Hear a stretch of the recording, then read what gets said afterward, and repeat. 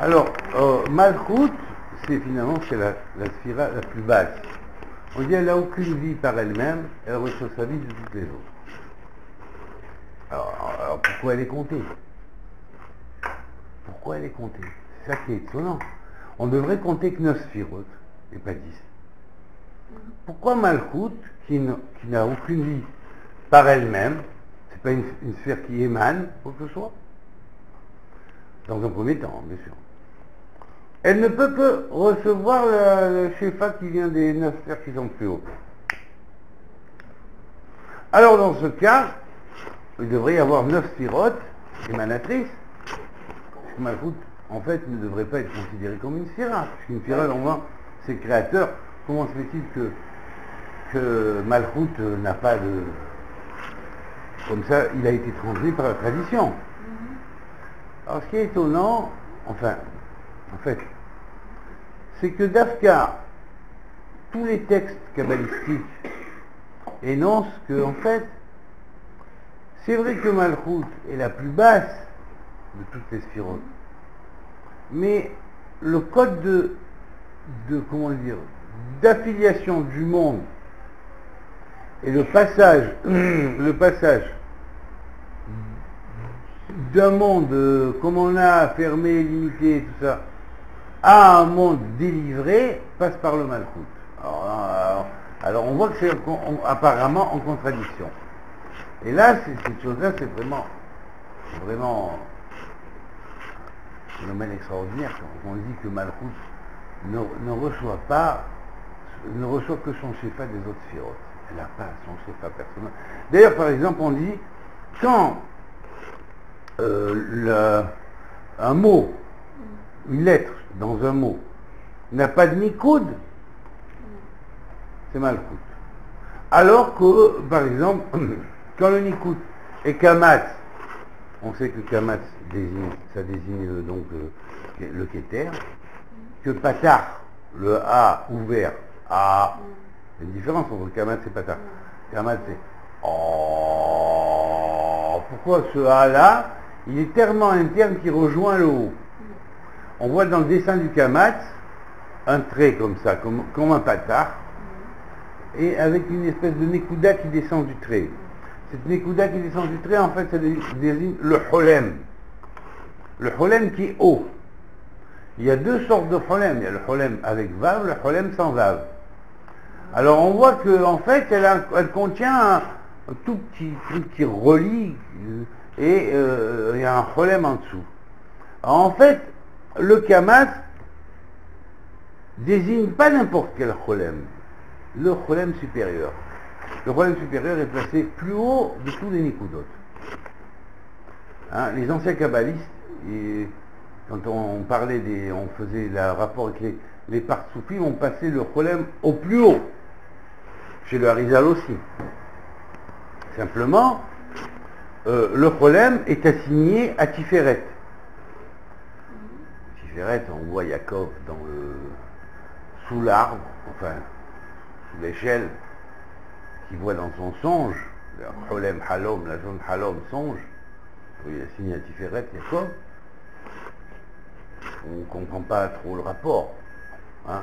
On voit qu'il voit quelque chose qui vient très haut, et ce très haut descend jusqu'en bas. Il lui dit descends parce que moi je ne monterai pas. Je ne ferai pas comme tous les anges qui montent et qui descendent, représentant les différents royaumes avec leur ascension et leur descente. J'attends que tu descendes. Et donc il fait la place au Créateur. Ce sens d'abnégation, Yaakov nous le montre. Alors on voit dans le Kamat le rapport avec Keter, en passant par l'intermédiaire de Tiferet, hein, on va voir que le Tiferet se fait Cholem, ou bien le point au-dessus d'une lettre, qui est le Cholem sans Vav, et qui a le Cholem avec Vav, qui est au-dessus du Vav. Le Cholem avec Vav, on va voir que, en fait, le point du Cholem est un point qui est descendu du Keter, qui va passer dans l'axe central des sphirotes, hein, qui va passer dans l'axe central des sphirotes,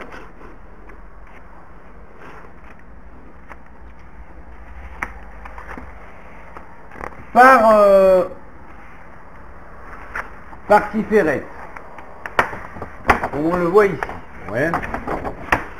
De Keter, on va à Tiferet. Donc, il y a un influx de lumière qui descend par la voie centrale, qui est la voie de l'équilibre, et qui va directement de Keter à Tiferet. Comme ça se crée le point qui est le Cholem. Ce point-là, comme j'ai quelquefois expliqué, ce point-là, c'est en fait le point du Kamatz, qui est en dessous le Kamatz, qui descend vers Tiferet. Et alors, lorsque Tiferet va assumer le relais ensuite avec Yesod, qui lui est représenté par le Shuruk, qui est un Vav, mais pas avec le point au-dessus du Vav, mais le point au milieu du Vav, hein, en plein à son milieu, là on va voir que le point descend à travers le Vav. C'est-à-dire, en fait, le Vav, comme ça, descend, on marque le Vav de la descente de Yaakov en bas, hein, qui va descendre jusqu'au Yesod, il va être après touché dans sa descendance au Yesod dans lui-même, après réussi à remonter après avoir vaincu l'ange de la mort, et on voit que dans le Yesod, on va retrouver le point et le Vav, mais sous une autre forme que dans le Cholem. On va voir que le point lui-même descend du Kamatz, de Keter, on va voir ce cheminement de l'axe central. Ensuite on arrive à Malchut, il n'y a rien. Il n'y a aucun Nikoud. Il n'y a aucun Nikoud. Alors, Chochma va avec le Patach, ou A ouvert, alors que le Kamatz c'est hein. Après, on a donc le Tséré qui marche avec Bina, les deux points à côté de l'autre, hein. Et là, c'est un et ouvert, et comme Tséré, vous voyez, c'est ouvert. Après le Resh, c'est ouvert. Dans le Resh de Tséré, c'est ouvert. Alors que le Sgol, on voit qu'on a le deux points du Tséré, on a les mêmes deux points qu'on a dans le Tséré, mais on a un autre point en dessous qui lui descend plus loin, donc c'est Keter. Si Bina est lié au Tséré, le Ségol est lié à Chesed, qui est la sphira d'après Bina. Alors on voit que le point vers le bas, c'est comme si qu'en fait, si on relie les trois points, on fait un triangle vers le bas. C'est comme dans le Magen David, on a le triangle vers le bas, qui va représenter la volonté de donner. Quelque part, dans les hiéroglyphes anciens, la relation des trois points donnant le triangle vers le bas symbolise le hiéroglyphe de l'eau. De la même manière que le hiéroglyphe du feu se fait par un triangle pointé vers le haut, hein, alors que le hiéroglyphe de l'eau se fait avec un triangle pointé vers le bas. D'accord? Donc le chesed, c'est la bonté, c'est comme l'eau, on dit, elle descend, la Torah et l'eau, elle descend toujours vers des couches plus basses, elle descend toujours parce qu'elle veut donner au monde inférieur la connaissance et la sagesse. Ces eaux-là sont les eaux de la sagesse, elle veut donner, communiquer la sagesse et élever les mondes, donc sa voie c'est toujours de descendre plus bas. Descendre plus bas, pourquoi? Ouais, c'est intéressant, pourquoi? Pour arriver à quoi? Pour arriver finalement au Malchut. Alors le Malchut, il est destiné à avoir la Géoula un jour. Il n'a rien, il n'a aucun Nikoud. Alors attendez, on va faire d'abord le cheminement de la Gvoura qui est lié au Nikoud Shva, qui a un point sur un point. Alors pour donnant un remèze un jour, le Maguide de Mezrich, ou je pense que c'est le Maguide de Mezrich, avait donné un remèze. Il dit par exemple, quand deux juifs communiquent ou étudient la Torah, c'est comme deux Youdim. Quand ils sont côte à côte, ils forment un tséré. Et là, ils ont la bina. Par contre, dès qu'un essaie de monter sur l'autre, c'est la Gvoura. C'est le dit. Ah ouais. Alors dès qu'on met un Yud sur un Yud, c'est la Gvoura. Bon, c'est juste un remède pour comprendre, mais la notion de point sur point, c'est vrai que c'est... Vous avez vu dans les hiéroglyphes là-bas ici, regardez par exemple, un point au-dessus d'un point, c'est quoi? C'est la lettre Shin, c'est le feu. Ouais. Un point au-dessus d'un point, c'est le Shin, c'est le feu. Ouais. Alors après, là vous avez les 3 points reliés vers le bas, vous avez l'eau. Ouais. Même dans les figures que je vous ai montrées, ça correspond bien avec la hiéroglyphie même ancienne, puisque ça montre comme quoi la tradition est une. Et alors que l'air, ici, vous l'avez comme ça, où en fait, l'air, en tant que 3 points séparés, ou même comme ça, mais c'est aussi le feu. Hein, c'est aussi le feu. De toute façon, il n'y a pas de feu, le feu est énergie. Oui, je vous explique. Oui, parce que l'énergie est potentielle. Le Shin, c'est une énergie potentielle. Sans la lèvre, symbole de l'air, il n'y a pas de Shin. C'est carré de Syrah. C'est le Hesh. Mais s'il n'y a pas d'Aleph, le Hesh ne peut pas brûler. L'énergie électrique ou quoi, elle est dans l'air partout. Il faut la capter pour la... Donc, de la même manière qu'on capte par des réseaux spéciaux et tout, qu'on arrive aux centrales électriques, on capte l'énergie électrique. Hein. De la même manière, le feu lui-même, sans atmosphère, sans air, sans oxygène, ne peut pas brûler. Il ne brûle pas. Il faut qu'il y ait d'oxygène ou il faut qu'il y ait une matière aérienne permettant la combustion. Donc on a après le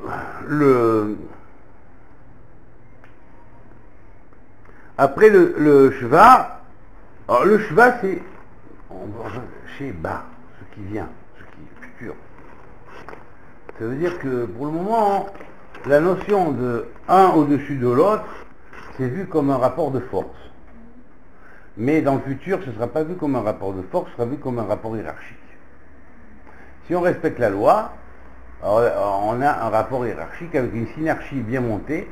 À ce moment-là, même un point au-dessus d'un autre point, qui représente comme un yud au-dessus d'un yud, c'est que ce qui est au-dessus tire ce qui est en dessous, ce qui est en dessous s'accroche à ce qui est au-dessus, et ainsi de suite, et ça monte comme dans l'échelle de Yaakov.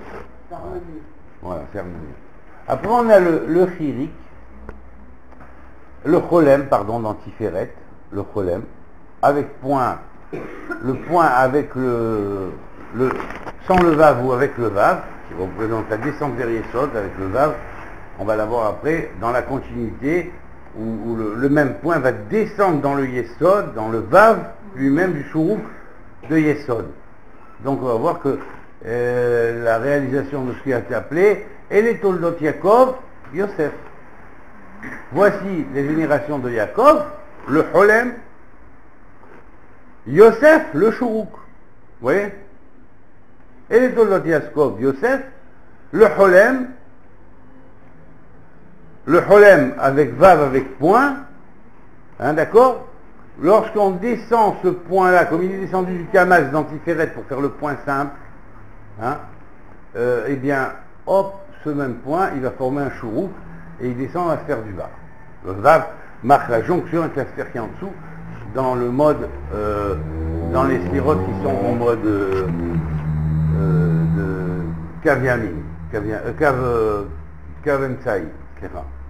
D'accord? Bon, donc après, on va vers Malkout. Alors, on va vers Malkout. Mais attendez, avant, on passe par Chirik, qui est Netzach, qui est le point en bas de la lettre. On voit qu'ici, le point est descendu en bas de la lettre, c'est-à-dire dans les profondeurs dessous du Kéli. Hein, c'est-à-dire quoi? Le point, c'est la lumière, c'est les sphirotes, en réalité. Hein, bon, enfin, à l'origine. On le voit dans le Kamat, d'ailleurs. Il a le point, alors, la base. Hein. Un trait, c'est une relation entre 3 points. Un trait, il y a 2 points, un point qui est là, un point qui est là. Et ce qui fait transfert le passage, c'est un point médian qui fait la relation entre les 2 points. Alors, on explique ça comme ça, en fait, dans la Kabbalah des signes. Un troisième point?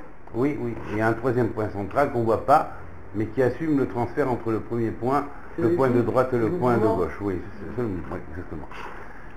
Alors, on a après, donc, à travers la notion en anéthéochirique, hein, on voit que c'est le point, comme ce fameux cholem qui est au point le plus haut d'Antiférec, descend au point le plus bas dans Netzach. Ça veut dire quoi? Ça veut dire que le point de lumière, le point qui est le point sur le i de l'initiation, le point qui est le point de la matara ou le point central de la cible, que la flèche doit toucher, symboliquement la flèche c'est l'esprit, hein, c'est la concentration, c'est la kavana. Hein, ça va Michel? Ouais, c'est la flèche. Voilà. D'accord, donc c'est la matara, c'est de toucher le point central. Alors donc, en ce même point, on voit que dans la sphira de Netzach, il est descendu vraiment au plus bas. Pourquoi? Alors on voit que ça rime très bien avec la fonction de Moshe, qui était la descente en Égypte. Alors, il fallait descendre dans le point qui est symboliquement l'Égypte à un niveau symbolique. Shlomo Ameler donne 5 choses qui vont en parallèle. Il dit comme ça. 5 choses qui vont en parallèle. 1. La sortie du monde de Tohu Vavohu. Du robinet minéral? Oui, oui. 1. La sortie du monde du Tohu Vavohu. Et l'éclosion de la lumière. On voit que la mise en place du monde Atikoun est l'éclosion de la lumière. Ça va en parallèle avec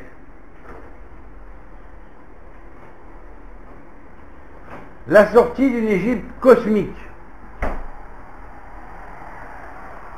qui va en parallèle avec la sortie des entrailles maternelles. Donc qui est l'Égypte cosmique? Les entrailles maternelles de toute chose. L'Égypte cosmique sont les entrailles matérielles de toute chose. Oui? Oui? Top. Mitzraïm, on s'écrit normalement sans Yud. Il fait 380. Mamash. Mais quand on l'écrit avec Yud, c'est Shamaïm.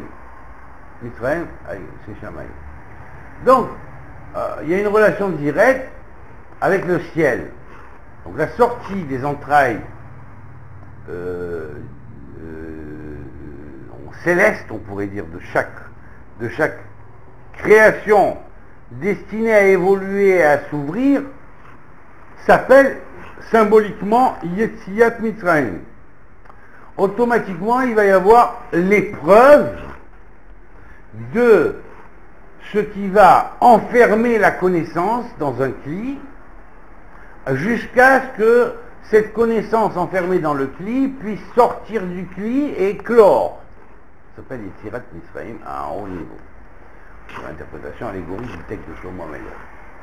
Troisième chose, dans le Midrash, on a vu Tohu Vavohu, on a vu la lumière donc sortant des ténèbres, ou le cosmos sortant du chaos, puis dans ce grand cosmos, hein, l'éclosion de la vie qui va sortir et qui doit se continuer, se perpétuer, se reconnaître, se découvrir, qui va en parallèle avec la sortie des entrailles de la mère, du fœtus, donc qui devient un enfant, va devenir un enfant. 3, on a vu 3, donc on voit 4. Quatrième parabole donnée par Shlomo Ameler dans le Midrash Rabbah, ça va en parallèle donc avec l'œuf quand il est mis, quand il atteint le stade du rouge sur la pointe sur le jaune. Alors l'œuf, on sait que Betsa Gamatria Magen David, hein. Magen David, on sait que ça contient toutes les lettres, donc ici aussi on a la notion d'œuf du monde et d'éclosion du système de lettres qui va mettre le monde en place.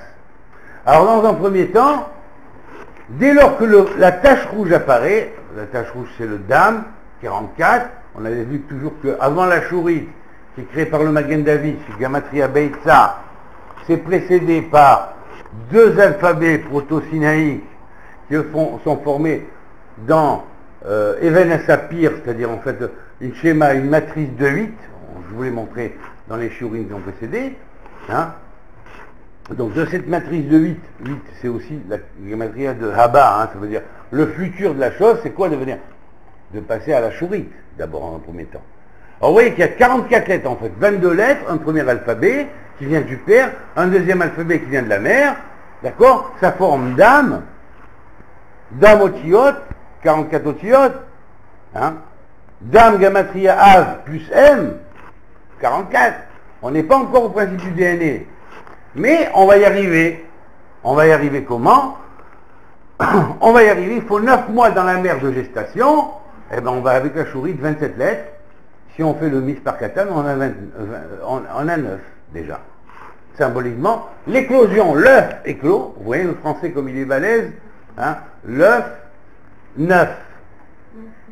C'est né, œuf, né de l'œuf. C'est de la cabale phonétique française. Cabale phonétique française. Bah ouais. C'est la cabale dessinée, ouais, enfin, c'est pas la cabale dessinée, c'est la cabale des alchimistes du Moyen-Âge qui travaillait avec les kabbalistes. J'ai un livre là-dessus, je t'apporterai. J'ai un livre là-dessus, je t'apporterai, Michel, tu pourras le lire après, ça passera après. Mais très intéressant. Alors donc, on a, par exemple, on dit 9 c'est nouveau. C'est né de l'œuf, symboliquement. Né de l'œuf, il y a le N, je fais de la cabale phonétique française, il y a le N qui est la 14e lettre. La 14e lettre symbolise le Malchut. La naissance est liée au Malchut. Ouais. Naissance en français, Molad en hébreu, mais bon, on voit que c'est relié au Malchut. Malchut. D'accord? Ayelet Anolad, il est né, le né. Donc on va voir que la notion de le Noun ici symbolise les Noun Sha'arei Touma, les Noun Sha'arei Dusha, mais la compression du N en 14, hein, c'est la 14e lettre dans l'alphabet latin, hein, et il n'a pas été passé en 14e stam avec le N, parallèle avec le Noun hébraïque, hein, même si... Alors donc voilà, donc on a ici la notion de David. L'œuf, Magen David. Il y a David, Magen David. C'est le Malchut. D'accord? On n'est pas au Malchut tout de suite. On est passé d'abord par le Netzach, et on voit que dans le Netzach, c'est la descente jusque dans Mitzrayim. Mitzrayim symbolisant aussi la naissance. Or, Mitzrayim sera donc la mère du né. Israël est né de Mitzrayim. Le nombre des hiéroglyphes égyptiens, quand Yosef monte jusqu'au trône de Pharaon, il trouve 71 multiplié par 71 hiéroglyphes, c'est-à-dire 5041 hiéroglyphes.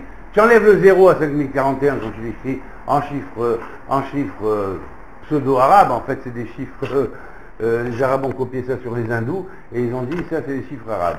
Donc, en fait, les chiffres hindous, en chiffres hindous, il faut dire l'origine, hein, donc en chiffre hindou, c'est, tu écris 5041, tu enlèves le 0, il reste 541. 541, c'est Israël. Donc on va voir que cette fameuse science des lettres va continuer à travers Israël, selon les mêmes modalités, telles que Hanor l'avait promis à la base. Et Hanor, c'est le Chinour, c'est le prince du Chinour, hein, c'est le prince angélique du Chinour, qui va être Mechaner Kol Amim, celui qui va éduquer tous les peuples, initier tous les peuples. Donc d'où la relation entre Hanouka et Hanouka qui a la racine Hanor et la paracha de sortie de Joseph de prison qui est la paracha Miketz, où on voit que Joseph fait l'ascension au trône de Pharaon et il découvre tous les mystères que Hanor avait laissés en son temps dans la civilisation mitzrite. D'accord? Bon. Yosef qui est Aménophis, j'ai regardé ton livre, top niveau, il est top niveau, je vais te dire, c'est un des 3 bonhommes que j'ai vu dans le rêve par le rabbi. Et tu m'as porté la clé pour la retrouvaille, il faut que je le recontacte ce type. Ah ouais. Et le rabbi, s'il avait donné, quand j'étais à New York, il a dit je conseille aux Français qui sont venus me visiter, d'aller nous visiter pour le Pessah, d'aller visiter le musée de New York, où il y a l'exposé des trésors d'Égypte, du Caire, du musée du Caire qui ont été virés au musée de New York, qui sont exposés en ce moment. Tu comprends? Alors là, c'est top niveau. Parce qu'en fait, il m'a aiguillonné. La nuit, je fais un rêve, je vois 3 bonhommes, dont un des 3, c'est ce type-là. Donc je suppose que déjà à l'époque, ces recherches, il était allé les montrer au rabbi, et certainement, ouais. Et moi, j'ai continué, puisque là-dedans, donc c'est pas parce que j'ai appris l'égyptien. Joseph Davidovich, top niveau. Je l'ai là, le livre qu'elle m'a prêté. Tu verras, tu noteras. Commande-le, Michel, ça vaut le coup. C'est un très bon livre. Très bon livre. La présence des Hébreux en Égypte et comment ça a amené l'espèce catholique en Égypte. C'est extraordinaire. Il a construit tout ça. C'est un ménophis, donc qui était le vice-roi ou vizir du roi du pharaon de l'époque, qui était Amenhotep III. Et il a retracé bien historiquement, ça colle, hein. Ah, ça colle. Ah ouais, il a foutu une claque à tous les égyptologues qui étaient anti-bibliques, qui disent non, l'histoire biblique, c'est une histoire, c'est une belle histoire, mais il n'y a aucune preuve archéologique. À Kenaton. Il a initié à Kenaton. Enfin, il s'est passé après chez Kenaton. Bon, donc, on a donc le Chirik qui montre qu'en fait le problème est descendu au stade le plus bas, c'est-à-dire le peuple de Jacob ou les enfants d'Israël sont descendus au stade le plus bas, et en fait ça représente l'incarnation. Mais attention, la première incarnation, puisque là l'Égypte, elle inclut toutes les galouillottes. Après, les autres galouillottes vont symboliser les différents shlavim de l'incarnation, mais l'Égypte implique, la descente en Égypte implique la descente dans le lieu qui a la clé de l'éternité, de la vie de Netzach, de l'immortalité. Parce que c'était seulement dans l'Égypte, et c'est la raison pour laquelle les enfants d'Israël sont descendus en Égypte, c'est pas pour piquer les trésors comme certains littéralistes le prônent, avec Korach qui avait chargé tous ses ânes d'or et d'argent et de machin. Encore ici, le juif en est crochu, en train de rouler tout le monde, en train d'essayer de se faire du beurre dans la vie matérielle. Non, Korach n'avait pas chargé ses ânes, il avait chargé son fromère de connaissance, de toute la connaissance de l'Égypte. Le dilemme qu'il y a eu entre lui et Moshe, ça a été que, bon, toi c'est vrai, tu es un initié, mais nous aussi on est tous initiés. On est tous initiés. Pourquoi ce serait toi qui prendrais? Alors là, il y a eu le jugement, et Dieu a montré que non, ce Moshe est choisi pour respecter l'ordre. Tous Korach et son maître ont été engloutis, mais toutes les âmes qui ont été englouties, elles sont après ressorties et elles sont remontées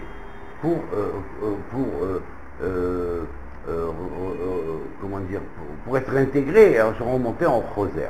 Bon. Donc, englouties par la terre, symboliquement, ça veut dire quoi? Par le stade le plus bas. Le stade le plus bas.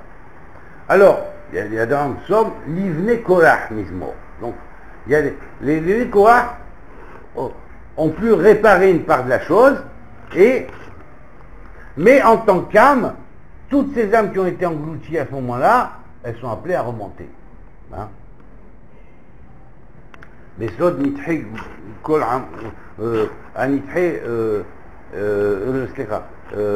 amekaves nithe amo Israël. D'accord? Donc même ceux-là, ils sont appelés à remonter. On passe ensuite au Shuruk, non pas Shuruk, pardon, au Kuboutz. Alors le Kuboutz, lui, c'est des points en dessous de la lettre. C'est des points en dessous de la lettre, c'est 3 points. Ils sont là. Je vous montre un dessin. On va faire, je vais le faire là. Je vais le faire là et je vous le montre. Regardez. Hod est le portique du temple.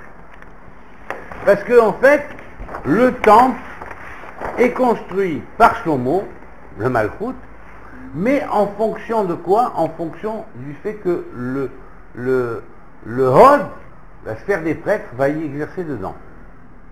Alors, voilà, lorsqu'on fait un carré, comme ça,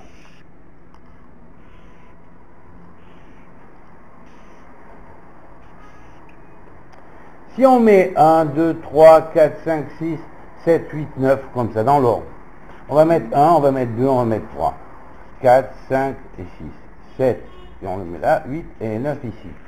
On peut le mettre dans le sens de gauche à droite ou droite à gauche, peu importe.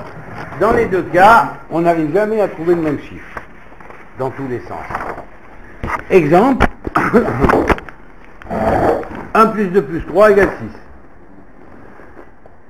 Par contre, ici, 4 plus 5 plus 6 égale 15. D'accord. On voit que c'est que 15, 5 et 1, 6. Mais on va regarder là. 7 plus 8 plus 9. Alors, combien ça fait? Non. 24. 24. 24. Là aussi, 4 et 2, 6. Oui, 5 et 1, 6. 6. On a 6, 6, 6. D'accord. Maintenant, on va aller là. 3 plus 6 plus 9. 18. Alors là, on va voir que la réduction, c'est combien? C'est 9. Ouais, la réduction donne 6. La reste, ça reste 6. Et 2, 4 donne 6. Par contre, par là, ça fait 9. 2 plus 5 plus 8, 15. Là aussi, on a 6. D'accord? 1 plus 4 plus 7, 12. Et là, on a 3. On a 3. Donc, on a 3, 6, 9 ici. Là, on a 6, 6, 6. Et maintenant, on va aller en diagonale. 3 plus 5 plus 7.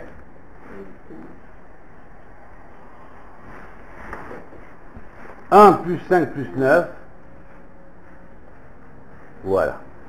Bon, là aussi, on a 6 par réduction du 15. Mais cet ordre-là correspond à l'ordre naturel de développement des nombres. D'accord? 1, 2, 3. Cependant, si on place les nombres dans un autre ordre, de façon à former de ce carré un carré magique, en hébreu on appelle ça, oui, le carré de Salomon, on appelle ça Riboua Plaot. D'accord? Alors on devra construire le carré de cette manière. En fait, il y a 8 combinaisons, il y a 8 structures, mais on va en faire qu'une, c'est pas nécessaire de faire les 8. J'ai édité un polycope d'explication là-dessus, où j'ai fait avec les 8, mais là on va mettre juste la base. Ok, 1 vient là, 2 ici, 3 là, 4 là, 5 là, 6. Le 7 vient ici, le 8 là, et le 9 ici. Ok? Alors quand on a ça, nous allons remplacer maintenant les lettres, les chiffres par des lettres. 4 c'est Dalet. Ok? Alors 3 c'est Guimel. Ok? Le 8 c'est un Het. D'accord? Le Bet ici, le 2 c'est un Bet, pardon. Le 7 c'est un Zaïn. Le 6 c'est un Vav. Ok? Le 9 c'est un Tet. Le 5 c'est un He. Et le 1 c'est un Aleph. D'accord? Alors on va remarquer une chose. C'est que si c'est le carré de Salomon, ce carré-là a été adopté comme le carré de Salomon, on dit que c'est le carré de la clé du temps. Il est appelé aussi carré de Saturne, de Shabtai, du Shabbat, de Shabtai, et la clé du temps. Alors, la structure du carré, de cette manière, on va voir une chose, c'est que les lettres de Hod sont là, regardez. Dans la diagonale, dans le sens exact des 3 points du Kubutz de Hod. Pour dire quoi? Ce fameux carré est la clé de Hod, est la clé du temple, est la clé de l'ouverture du temple. En tant que carré, il symbolise un baït, une maison. Comme baït, il symbolise le Beth Amikdash. On y place les lettres. On y place les lettres comme ça. Après on passe les dizaines, on passe aux dizaines. On va faire Yud, Kaf, Lamed, Mem, Nun, Samer, Ain, P, Tzadik. Après on passe aux centaines avec les 5 sophiotes. On a 3 alphabets qui sont clés de 3 mondes, 3 novénaires, hein, 3 novènes, 3 fois 9 lettres, qui sont clés de 3 mondes. 1, le monde spirituel. 2, le monde intermédiaire ou monde cosmique. 3, le monde biologique. Comme ça qu'on l'a séparé, et que les anciens le séparaient. C'est une Kabbale qui a été un peu oubliée du peuple juif malheureusement, mais c'est une Kabbale très forte qui sévissait au Moyen-Âge et qui s'était encore jusqu'au Maharal de Prague. On l'a trouvé, j'ai trouvé un document du Maharal de Prague qui avait été transmis à Tycho Brahe, hein, aujourd'hui on le trouve qu'au Vatican, tous ces documents ont été saisis, hein. Mais aucune trace dans aucun livre hébreu, aucune trace dans... Bon. J'ai trouvé ces documents avec les sceaux des prophètes, donc du Maharal de Prague, avec des sceaux des prophètes aussi. Et il te donne des lettres, des hiéroglyphes symboliques représentant le prophète Ésaïe, le prophète Ézéchiel, le prophète Isharia, avec chacun leur lettre d'un alphabet mystique. J'ai vu les sceaux des prophètes, magnifique. Bon.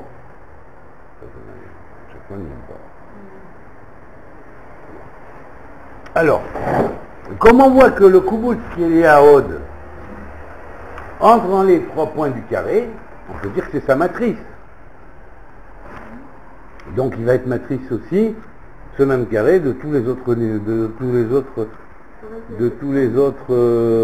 Nekudot. Hein? Et oui, bien sûr, bien sûr. D'où va sortir le Kamat qui va sortir de ça et ça. Hein? Alors là, tu as le Kamat qui sort comme ça. Hein? Il sort avec le point 2 ici, le point 9 là, le point 4 et le point 5. Tu vois? D'où sort le Patar. Alors le Patar, il est en dessous, on le sort de 7, 5, 3. Hein? D'où sort le Tséré? Le Tséré sort de 7 et 3. Ouais, d'où sort le Hirik, après le Tséré, le Ségol, il sort de 7, 3, 1. D'où sort le Shva? Le Shva sort de 1, 5. D'où sort comment dire, d'ailleurs c'est pas pour rien que 1, 5 c'est quoi? Ça nous rappelle quoi? 1, 5 ça nous rappelle 1, Aleph, 5 les 5 Gévrot. Alors il faut 5 alphines pour compenser les 5 Gévrot. Il faut que le Hé, symbolisant le même sépare, ici, il se transforme en 5 alphines. Donc le 5, le Hé devient un 5. Un 5, il devient 5 alphines. Voilà. Ils sont plus par un Aleph de base originelle. Tout se concorde. On voit que c'est la matrice des Nekudot. Alors après, si on va dire après on a quoi? Le Chirik c'est le Aleph, c'est le point en bas. Ouais. Le Kubut, on l'a ici. Et le Shuruk, ou le Cholem, le Cholem c'est le point en haut. C'est le point en haut ici. On le place ici au point central entre le patar qu'il y a dans le Kamat. C'est le point central qui fait le relais entre les 2 points extrêmes du Kamat. Il forme le trait du Kamat en haut, dans le patar. Alors il y a un point central qui est invisible, on ne le voit pas, mais c'est lui qui assume le relais entre les 2 extrêmes. C'est dans ce 9-là que... Alors on voit que, en fait, il est placé au plus haut, mais il va descendre sous la forme de la Nekuda qui sort du Kamat lui-même, il va aller vers Tiferet, et après de Tiferet, il va descendre jusque dans les Yesod. Pourquoi dans les Yesod? Et les Toldot Yaakov, Yosef. Toldot Yaakov, le Cholem, hein, à point Vav, au point au-dessus du Vav, qui va descendre dans le Shuruk, qui va se transformer en Shuruk dans Yesod, et qui va assumer le don au Malchut, qui est vide. Le Malchut est vide. Cependant, bien que le Malchut soit vide, son origine est de Keter. Et comme elle était dans Keter, elle s'est vidée complètement. Elle les ennuie jusqu'au stade le plus bas, le plus dalle. Elle s'est vidée de toute sa substance, de tout son être. Elle est allée jusqu'au bout du néant, de toute la conscience divine. Elle est restée juste une sotte, et c'est grâce à ça que s'est formé le Yud, qui va devenir le Yud, en plus qu'il va y avoir dans David. Que David avec Yud, c'est symbole de David d'Agioula. Donc quand il prend le Yud, c'est le David de l'Agioula. Et là, ce fameux Malchut, qui va être emboliste, hein, une fois qu'elle est mise enceinte, parce que Malchut c'est comme les entrailles maternelles, aussi quelque part, de la mère d'en bas, qui va accoucher l'enfant, hein, symboliquement en premier niveau, hein, avec son bien-aimé et tout ça, mais en réalité, au niveau de toute l'humanité, le Malchut c'est la terre d'en bas, qui a reçu toutes les âmes de tous les êtres vidés de toute leur conscience, mais qui à un moment donné va réunir tous ces étincelles et que tous les enfants de la terre vont recevoir le shalom, recevoir la paix quand le Mashiach va arriver. Alors, hein, c'est Malchut, oui. À ce moment-là, le Yud, qui en plus dans David désigne le Malchut emboliste, qui devient Ophrozer. Et ça commence à remonter de bas en bas. Vous voyez? Alors c'est top niveau, parce que là, on voit la portée de certaines clés qui permettent mieux de comprendre la structure, l'évolution, comment ça marche dans le monde spirituel, comment ça fonctionne. Hein. Et ça nous permet de comprendre aussi l'histoire. Hein. Parce que dans l'histoire, hein, on voit que, par exemple, quand le peuple juif est passé au stade le plus bas, qui n'avait pas pire que degré que ça, c'est la Shoah, eh bien la terre d'Israël est rendue. Et quand la terre d'Israël, qui est la terre du centre,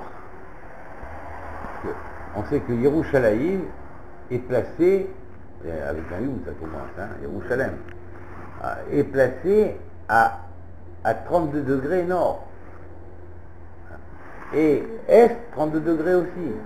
Donc le fait qu'il soit à 32 d'un côté, c'est le lève du monde.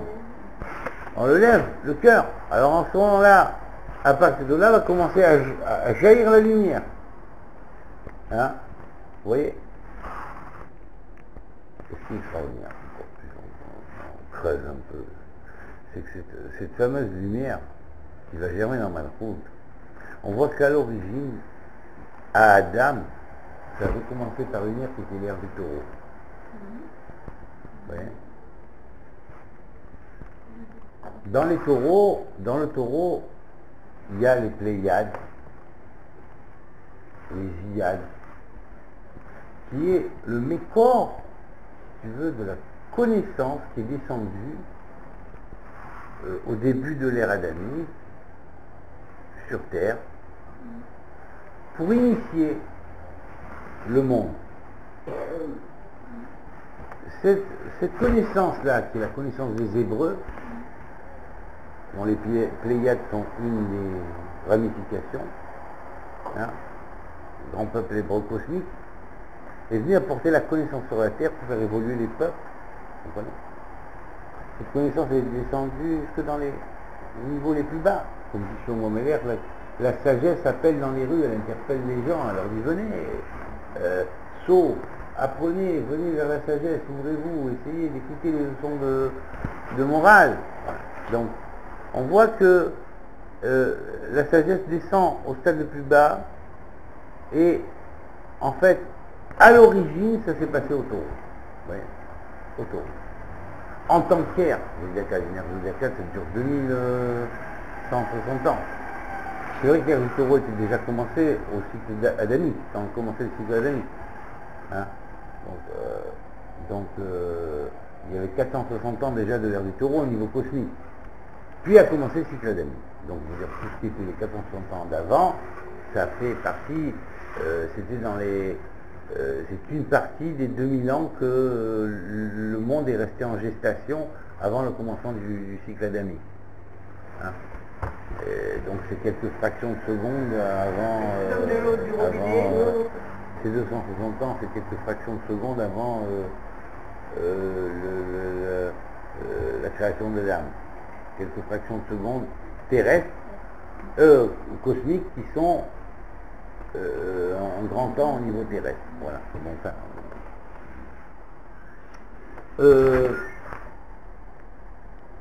il y a eu avant les utilisations, donc il y avait cette connaissance qui avait été aussi communiquée. Donc,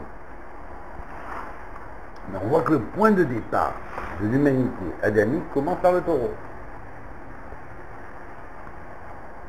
Et puis il y a la chute dans le terrestre, l'endormissement.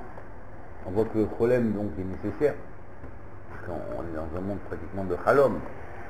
On voit la passation du Kav Emsaï, du Kamat, qui descend de Keter, qui va dans Tiferet, qui devient que le point de Tiferet, puis qui crée le Vav pour descendre vers où? Vers Yesod.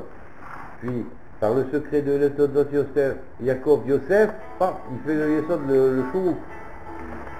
Shuruk, dont la racine, c'est Yesod, dont la racine est Shor. Non? Shor. Vous voyez? Et il reste un kouf à la fin. Le kouf qui est à la fin ne symbolise ni plus ni moins que l'espace sacré de kouf en gamatria égale Makom. Makom, c'est quoi? C'est Malchut. Alors il va vers Malchut. Malchut est vide.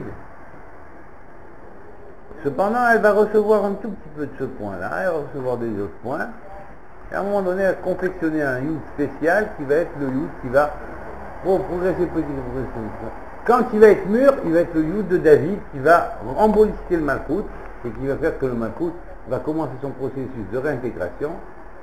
De là où il s'est vidé, il va se remplir de sa dalout, on dit Ashrei El Dal, et de ce remplissement de cette dalout Ashrei El Dal, ça va passer après à la nouvelle création d'un nouveau cieux, sous nouveau terre, comme c'est prédit dans Isaïe, avec le commencement de l'ouverture Chotem Mitor Chotem du Malchut, qui va ouvrir tout, Chotem après Chotem, il va décoder toute la hiérarchie de la descente pour la remontée. Il va restituer tout ce qui a été perdu pour des temps. Donc il va retrouver sa mémoire perdue et en même temps restituer au peuple d'Israël toutes ses mémoires perdues. Alors, ce processus-là va faire Or Choser. Or Choser. Or Choser, il avait quoi? Que le Réchimou pour se rappeler. L'espèce de souvenir, une trace, vous voyez, une trace résiduelle de la lumière qu'il y avait, il reste quelque chose quand même, vous voyez, c'est grâce à ce petit truc, quelque chose qui s'appelle Réchimou, c'est une sorte de Réchima, enfin, Shemira, Réchimou, Shomer, Shomer Israël. Il est comme Réchimou dans le Chalom, dans le sommeil d'Israël, il est comme Réchimou, mais ce Réchimou-là, c'est Shomer Israël. Il est Shomer Israël. Alors, après, il va redévelopper le Yud, et à partir de là, c'est l'extension du Malchut. Et alors là, vous voyez qu'on a dans les voyelles, on a 9 voyelles en rapport de 9 sphérot. Malchut n'en a pas, et le Malchut va bénéficier de 3 voyelles supplémentaires et de la note de musique. Malchut va avoir 4, alors voilà, alors justement, Malchut qui a 4 comment dire, les 4 bras, on pourrait dire les 4 directions symboliques de l'espace, on pourrait dire l'est, l'ouest, le sud et le nord. Hein. Donc l'est, l'ouest, le sud et le nord vont être habités par 4 choses. Le Malchut qui était vide, une fois réintégré, va recevoir 4 choses, 4 compensations. Première compensation, le don de la musique, la note de musique, qui va ouvrir qui va lancer le do, le la ou le ré, on dit en donner le la. Voilà, donner le la. Alors en donner le la, c'est symboliquement, c'est l'ouverture du Malchut. Il est vide, mais il laisse la place à la note. Comment se dit une note de musique? tav, vav, נכון? Or le tav symbolise malchut dans l'alphabet. Quand tu écris malchut, tu as vav tav à la fin. Ben, quand le vav tav s'inverse, il te reste meler et vav tav. La musique ou la note de musique du roi. Alors là, on comprend que quand malchut commence à parler en Or-Choser, il y a un collet qui va monter vers Yesod, il y a un truc qui va prendre du côté de Hod, et il y a une lumière qui va aller directement sur l'axe des Sphirot du côté de Netzach. Et là, quand il va toucher l'axe de Netzach, le Menatseach Hagadol, qui est Akadosh Baruch Hu, le Boré Olam, qui est le roi du Netzach, le maître du Netzach, le maître de Almavet, il va commencer à communiquer à la création les secrets de Almavet. Et alors là, il va commencer à donner le point de départ de la grande musique des sphères. Oui. Et ça part à partir du Tav qui est sorti du Malchut. Ce Tav-là, c'est un point cardinal qui est le point Tzafon. Maintenant, on a le point Mizrach, Maharav et le point Drom. Le point Drom va être le Shva Kamatz. Pourquoi on l'appelle Shva? Parce que c'est une voyelle composée. Elle est composée de Shva, c'est-à-dire il y a une Gvura. Mais il y a le Kamatz qui, lui, part à cette Gvura et c'est quelque chose, une puissance qui est venue de Keter qui est descendue dans Malchut. Ce Keter-là, quand il descend dans Malchut, il ouvre le Hesed absolu.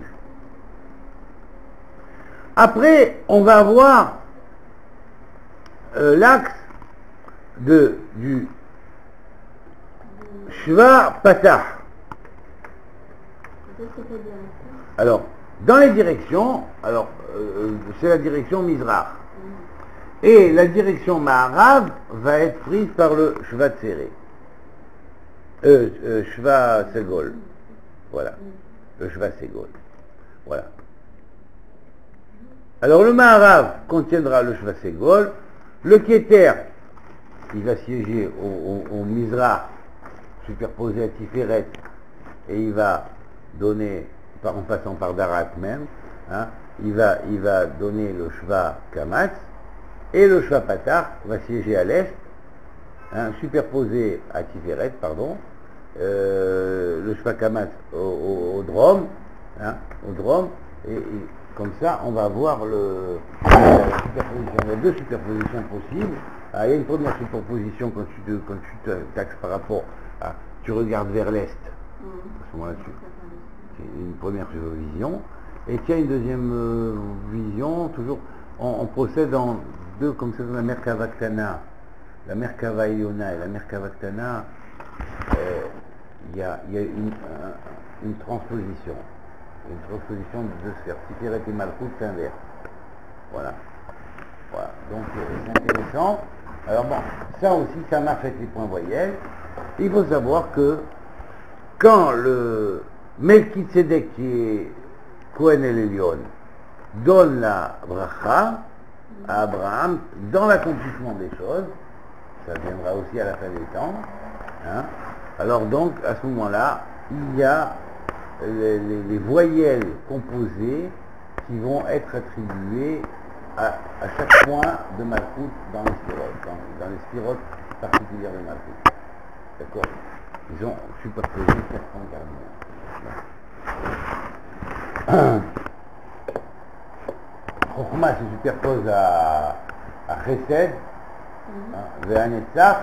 Le Keter se superpose à Da'at et à Tiferet, et Yesod, alors que Bina se superpose à Gvura et à Hod. D'accord? Bon voilà. Et il reste Malchut, qui lui forme le 4e point. Bon, il y a dans chacun 3 niveaux. Voilà. Alors, c'est très intéressant parce que grâce à cette division-là, on peut voir que si on compte maintenant les voyelles, comptons les voyelles, il y en a 9 de base qu'on a vu avant, plus ces 3-là, combien ça fait? Ça fait 12. Alors quand on a 12, c'est comme dans une octave complète de chromatique, on a Do dièse. Hein, on a 12 demi-tons égaux qui vont aller en parallèle avec 12 parties fines, qui vont aller en parallèle avec 12 signes zodiacaux dans l'espace céleste. Et à partir de là, l'octave symbolique, dans la note de musique, va sortir en fonction de commençant ou par Do, ou par Ré, ou par Do dièse, voilà, exactement. Donc,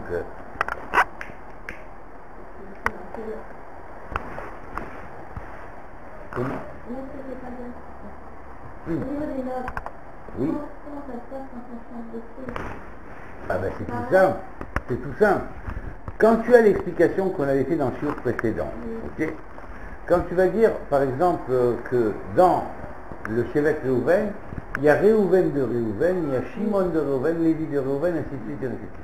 Ça veut dire que, à partir de n'importe quelle note, tu peux la changer en n'importe quelle note. Hein? Alors, mais seulement, il faut que tu conserves la même échelle après. Ça s'appelle le Soulamot, les 12 Soulamot. Voilà, les 12 Soulamot, ce sont les 12 échelles de ton, d'octave, d'octave complète, incluant ton et demi-ton. Voilà. Et donc à partir de là, tu as une théorie qui est à la fois une théorie cosmique, qui va en parallèle avec une théorie musicale, qui va en parallèle avec une théorie organique, comme on avait expliqué la dernière fois avec les organes dans les organes, vous vous rappelez, avec les 12 fonctions dans les 12 organes dans les 12 organes, les 12 fonctions, dans 12 fonctions, 144, qui va en parallèle avec les hiérarchies d'âme, hein, dans les fonctions claliques dans la société, hein, pour composer un royaume parfait qui est à la fois théocratique et comment dire, théocratique et comment ça s'appelle, royaliste et théocratique, hein, selon un roi choisi par Dieu, d'accord? Donc, à partir de ce moment-là, tout le gouvernement peut marcher, la terre reçoit la bénédiction, et c'est une bénédiction qui va être apportée après par à toute la terre, parce que automatiquement la terre reçoit toute la bénédiction. C'est le nouvel âge. Le vrai nouvel âge, c'est ça, bien sûr. Parce que la terre, elle attend ça depuis longtemps. C'est ma faute, celle qui a produit tous les êtres, c'est les êtres qui sont sur terre. Dans tous les royaumes, minéral, végétal, animal et humain. Et prophétique, le 5e état. Mais elle attend, elle est en attente, jusqu'au temps où arrive Ishpot Tevel Betsedek et Amim Bemunato. Bon, donc l'accomplissement de ce verset, on l'attend tous. Comment? L'Éternel vient, il vient pour juger la terre avec justice et tous les peuples avec la foi ou avec, selon l'Imanut, enfin, okay. En fonction de leur fidélité, oui. En fonction de sa fidélité et de leur fidélité à lui. Donc on voit que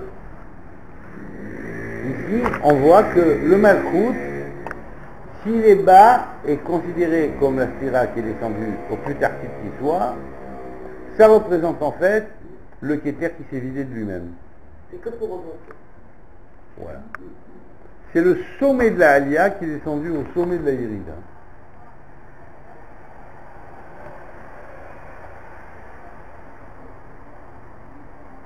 Oh, un truc qui est très intéressant, il y a 50 portes de Touma, comme il y a 50 portes de Goucha.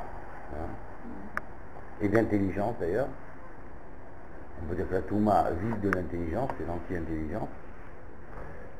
La bêtise, la sottise, hein, puisqu'on dit que la faute entraîne une Touma et que nul ne fait un acte tamé ou un acte impliquant une faute.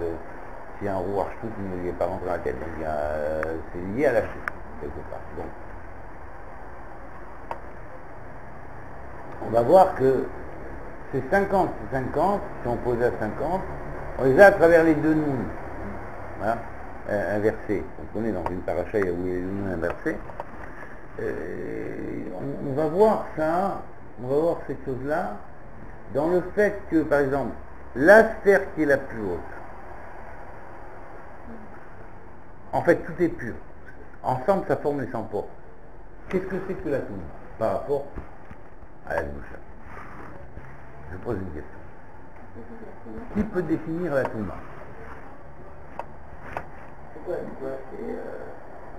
Hein? L'impureté. L'impureté. L'impureté. C'est comme déjà quand il fait l'affaire, il est impur. Voilà, oui. T'as raison. Alors, il faut tout de suite, pour bien comprendre, Les morts aussi. en quoi, oui, en quoi, quand la femme insérée est impure, on met ça en parallèle avec la lune. Le cycle de 28 jours, c'est la femme en reliée au cycle de 28 jours avec la lune, ou 26 demeures de la lune. Ça correspond à la lune noire. Quand la lune est noire, elle a aucune lumière à elle. Elle nous présente sa face noire, dont la lumière est de l'autre côté du soleil. Voilà. Alors à ce moment-là, l'île sévit. Elle est forte à ce moment-là. Et c'est aussi le Rosh Chodesh. Il va y avoir aussi le renouvellement de la lune. La face éclairée se trouve de l'autre côté. Alors, ce qui est intéressant de cette image-là, c'est de voir que la femme, lorsqu'elle a sa nida, alors nida ça commence par Noun d'ailleurs, je précise que le Rambam dans le Yad HaChazaka dit que la lune est 50 fois plus petite que la terre dans son orbe. Si tu prends l'orbe de la terre, tu prends l'orbe de la lune, hein, c'est 1/50. C'est intéressant, ce que je veux dire, tu vois. Elle est la couveuse de la terre, mais en même temps, elle est 50 fois plus petite que la terre, dans son diamètre. Alors, on a le rapport entre la lune et la mort, quelque part. On clame, par exemple, chaque Rosh Chodesh, David Ner Israël, pour dire la lune qui symbolise le Malchut, qui est morte, je ne sais pas. Le renouvellement. On fait par le renouvellement, le renouvellement du Malchut Ben David, c'est le secret du Malchut. Donc, on dit David Ner Israël pour relever le Malchut de son état de 50e Sha'arei Touma, qui est la char de la mort. Mais ce qui est intéressant, c'est le fait que dans ce 50e Sha'ar, il y a une force extraordinaire. C'est une force qui est capable d'inverser les choses. Quand elle sort avec les murs. La lumière cachée se trouve sur la face non visible de la lune. Apparemment, tu le vois, c'est la mort. On est touché par la Toumat Met, nous en partout, on n'a pas la Paradouma pour purifier. Donc, mais en réalité, il y a une lumière cachée qui opère, qu'on ne voit pas. Et c'est cette lumière-là qui va sortir à la fin du temps, qui va jaillir. Et là, on va avoir le secret des deux nouns. C'est-à-dire, en fait, le nom du top, ou le char 50 du top, il est dans Keter de Bina. Alors que le char 50 de en bas, il est dans Malchut de Malchut. Mais en énergie négative. Et là, ce qui est intéressant, c'est que le contact, le fait d'arriver à la fin du temps, c'est ce grand secret-là, que la paradouma commence à saisir, elle commence à purifier. Je dis, dans l'histoire. Dans l'histoire. Oui, il remonte en spirale, il remonte en spirale. Oui. Alors regarde comme c'est fort, regarde Michel quand c'est fort, c'est que le fait que le Malchut soit tout le cas Metsultan, dissimulé, avili, même rejeté, rendu suivi, et tout ça, le Malchut Ben David subit les conséquences de tout cela, hein, c'est dépendant de la terre. Et regardez ça. On a vu que Adam, la faute d'Adam est le début de l'ère adamique qui était à l'ère du taureau, qui est un signe de terre. Et on va voir que la fin des temps, dans le zodiaque d'en bas, pas dans le zodiaque d'en haut, dans le zodiaque d'en haut, les deux zodiaques tournent l'un dans l'autre comme ça. C'est comme ça, le zodiaque des mois dans l'année et le zodiaque des airs, c'est comme s'ils tournaient l'un dans l'autre comme ça, comme deux roues. Simplement, jusqu'à ce qu'un point de la roue, qui est le point de départ du zodiaque des mois dans l'année, il a fait le tour complet de la roue en sens inverse, d'accord, et il le fait en 26 000 ans. En 26 000 ans, il fait un tour complet. Mais le fait que c'est commencé, que le point bélier commençait à un point taureau, 24 degrés du taureau, ce même point 24 degrés dans le zodiaque d'en bas, dans le taureau, est le point de résurrection de l'État d'Israël. Or, après la Shoah, qui est la daloute totale du Malchut, le David, les Yehudim, c'est le Shevet Yehuda et la David. Eh bien, on assiste à la résurrection de d'Israël, et un an avant la délivrance des livres de Qumran, ils sortent en lumière. Hein. C'est extraordinaire parce que, à ce moment-là, ce fameux Par-Hé, c'est Para-Adouma. La terre d'Israël agit sur les âmes des enfants d'Israël lorsqu'ils viennent en Eretz Israël, il les agit en les purifiant de tout matmel. La Para-Adouma est la terre d'Israël.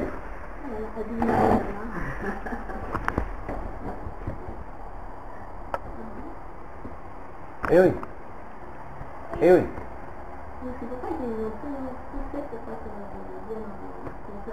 Exactement. Exactement. Exactement. Exactement. Et d'ailleurs, si on écrit Yom et Iyar, on a Para Adoma. Yom, Gamatria Adoma, He Iyar, Gamatria Para. L'eau, He Iyar, en fait c'est He Par, cinquième du taureau. Yom He Par, le cinquième jour du taureau, symboliquement représentant Yom He Iyar, est égal à Para Adoma. Donc le secret, déjà, en nous, de Para Adoma, c'est d'aimer Eretz Israël. Alors regardez le gamme extraordinaire qu'on fait quand on dit non, on ne peut pas monter en Eretz Israël, regardez ce qu'il y a là-bas, on critique le Malchut, non, attends, c'est normal.